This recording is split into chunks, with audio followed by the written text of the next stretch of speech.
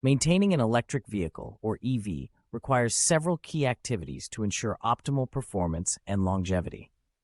One of the main maintenance tasks is regularly checking and maintaining the vehicle's battery. This includes monitoring the battery's state of charge, ensuring it is not overcharged or depleted, and keeping it clean and free of debris.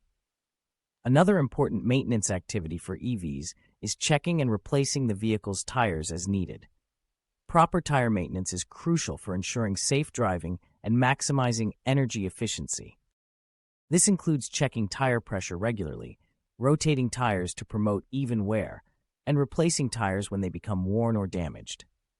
In addition to battery and tire maintenance, EV owners should also regularly inspect and maintain the vehicle's brakes, suspension, and other mechanical components.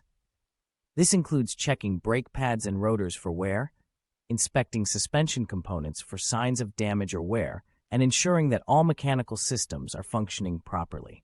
Overall, maintaining an electric vehicle requires a combination of regular inspections, routine maintenance tasks, and proactive care to ensure the vehicle remains safe, reliable, and efficient.